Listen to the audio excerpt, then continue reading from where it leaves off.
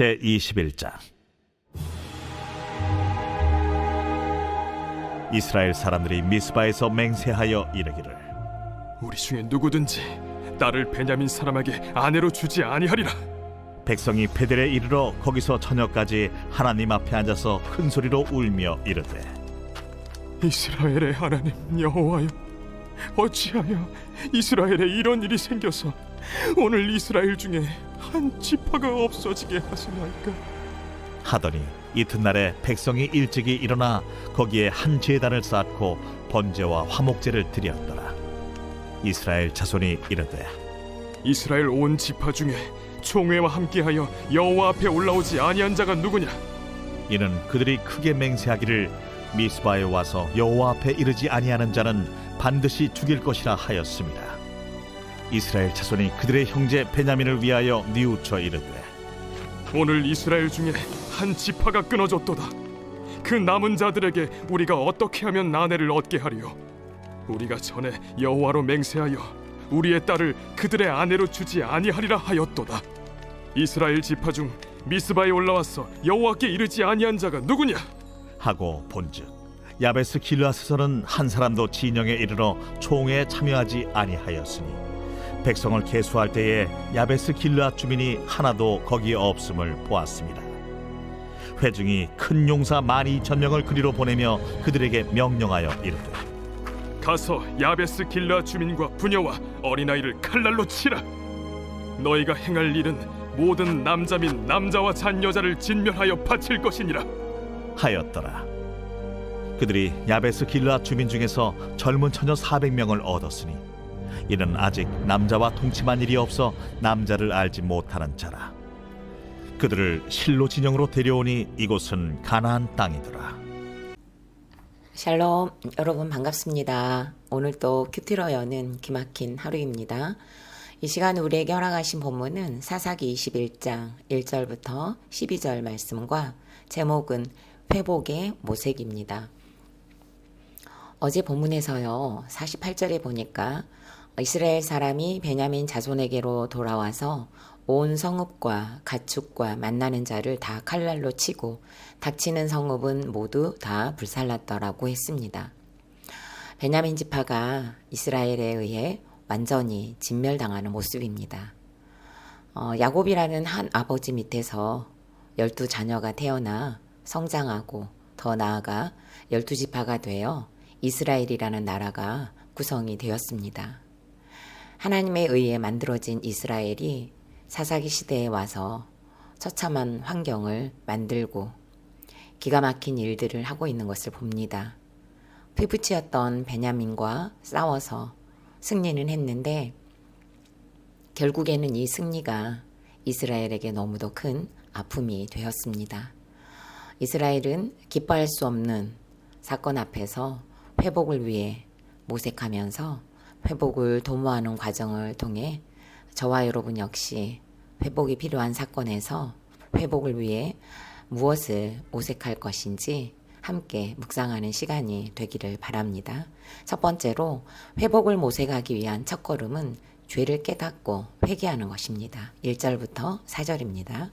이스라엘 사람들이 미스바에서 맹세하여 이르기를 우리 중에 누구든지 딸을 베냐민 사람에게 아내를 주지 아니하리라 하였더라. 백성이 베델에 이르러 거기서 저녁까지 하나님 앞에 앉아서 큰 소리로 울며 이르되 이스라엘의 하나님 여호와여, 어찌하여 이스라엘에 이런 일이 생겨서 오늘 이스라엘 중에 한 지파가 없어지게 하시나이까 하더니 이튿날에 백성이 일찍이 일어나 거기에 한 제단을 쌓고 번제와 화목제를 드렸더라. 이스라엘은 미스바 총회에서 두 가지 맹세를 했습니다. 첫 번째 맹세는 이스라엘의 모든 백성은 베냐민 지파에게 딸을 아내로 주지 말라는 것이었어요. 베냐민 사람들과 결혼을 하지 말라는 것이었죠. 이것은 곧 베냐민 지파를 이방인과 똑같이 취급하겠다는 의지가 담겨있는 맹세였습니다. 그리고 두 번째 맹세는 이스라엘의 전체 총회 때에 총회 모이지 않은 사람은 반드시 죽인다는 것이었습니다. 총회의 이 같은 맹세는 하나님의 뜻을 묻지 않고 성급하게 맹세를 한 것이 되었고요. 이 맹세를 지키기 위해 이스라엘은 또 다른 죄를 범하게 되는 길을 만들고 말았습니다.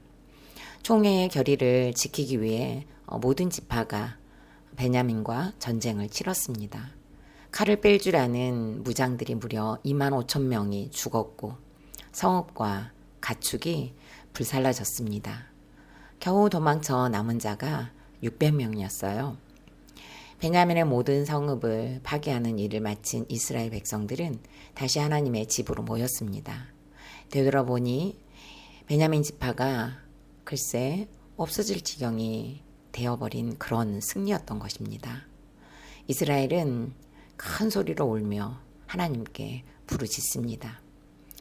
베냐민이 사라질 위기에 놓이자 슬픔과 후회를 하며 뉘우칩니다.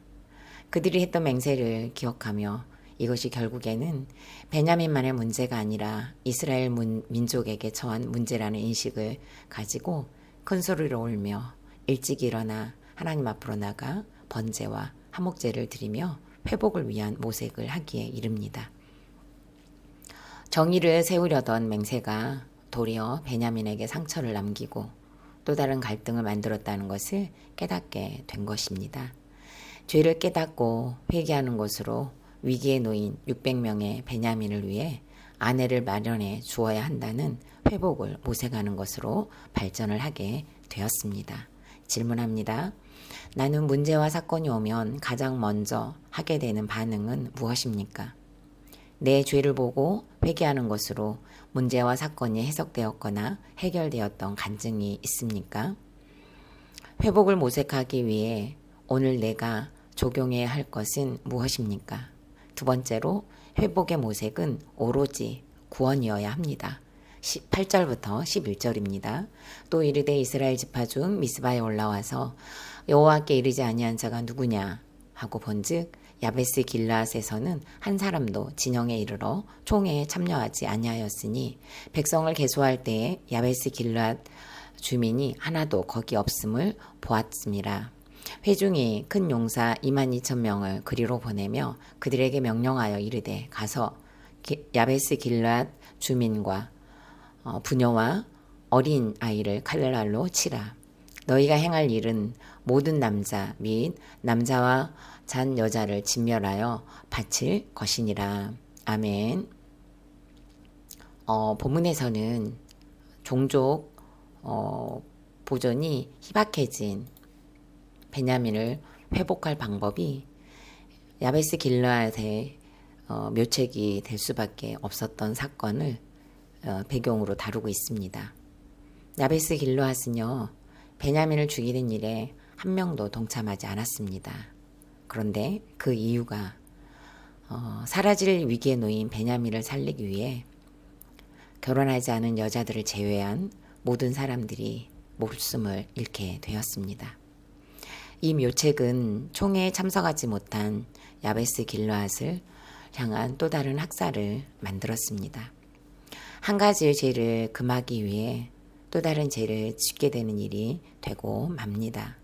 이스라엘의 총회의 의도는 긍정적이었으나 방법에 있어서만큼은 비정상적인 모습으로 드러나고 있습니다. 그래서 회복의 모색은 구원이어야 합니다.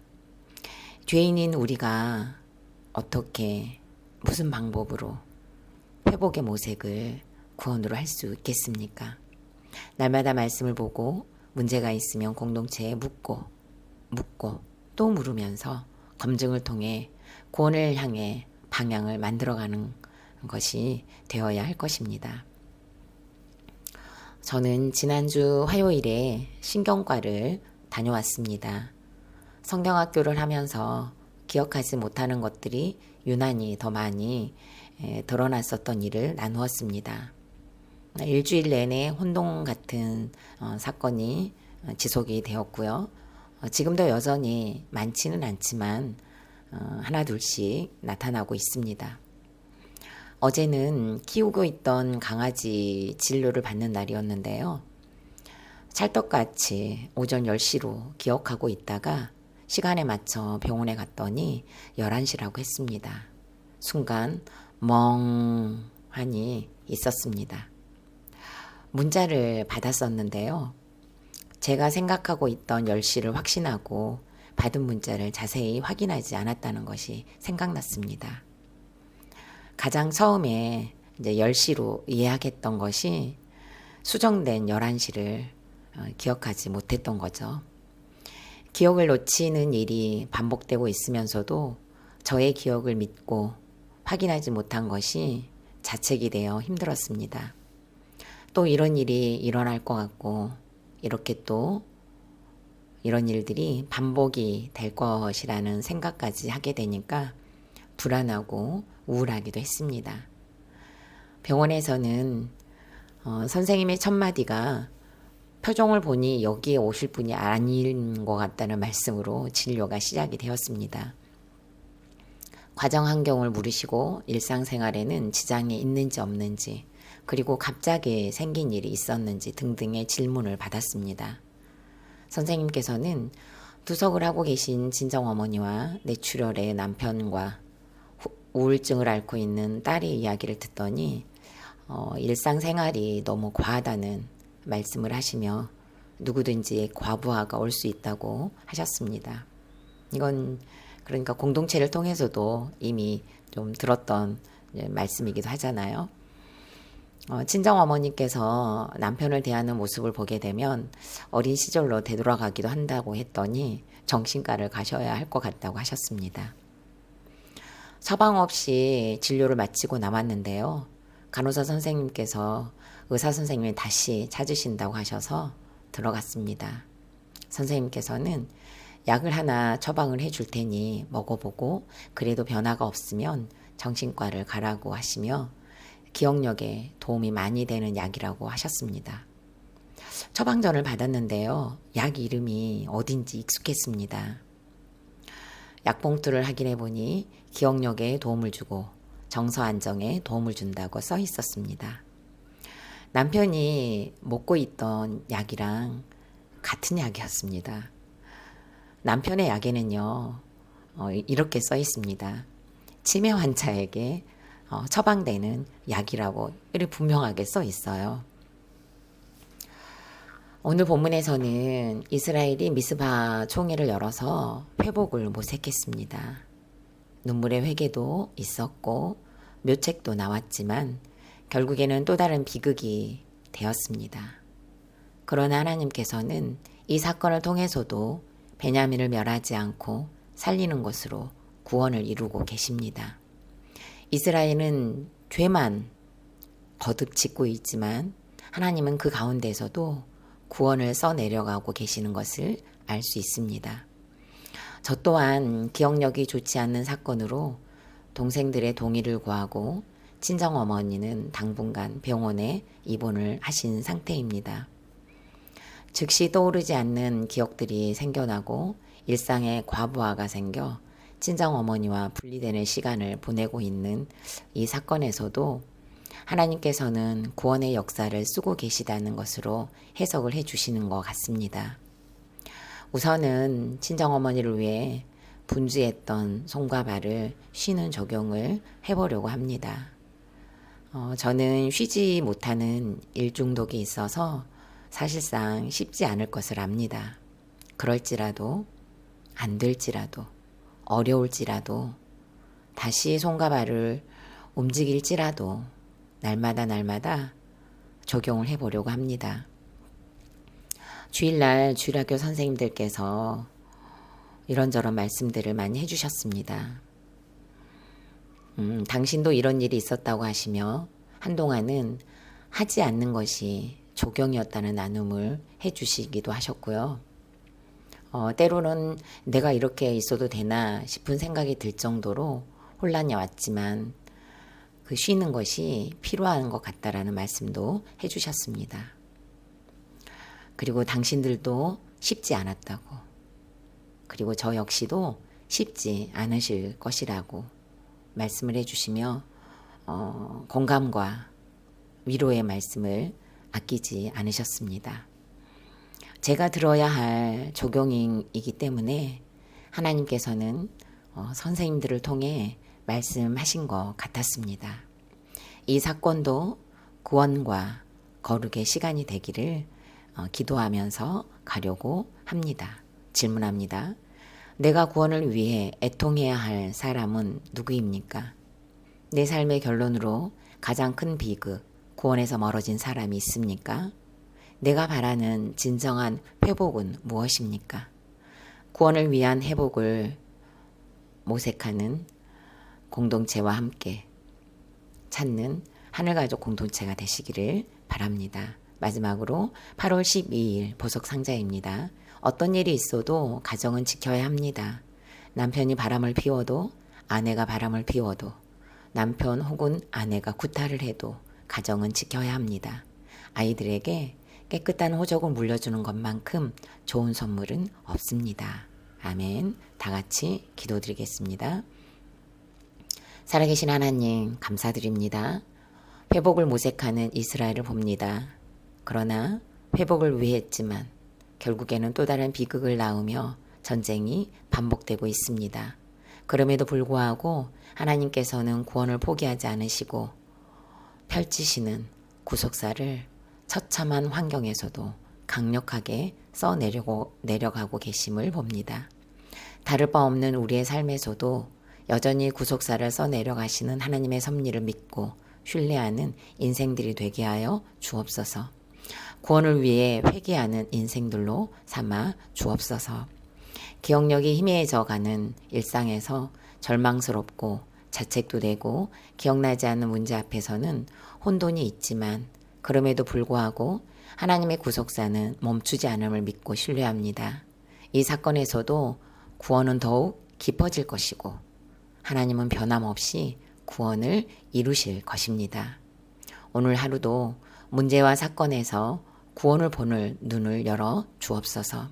이번 주에는 청년부 수련회가 있습니다. 우리는 정말 변화될 수 있을까라는 주제를 통하여 하나님의 말씀은 살아있고 활력이 있어 좌우의 날선 어떤 검보다도 예리하여 혼과 영과 및 관절과 골수를 찔러 쪼개기까지 하며 또 마음의 생각과 뜻을 판단하나니라는 말씀이 각 심령에 임하여 주옵소서. 예수님의 이름으로 기도드립니다. 아멘.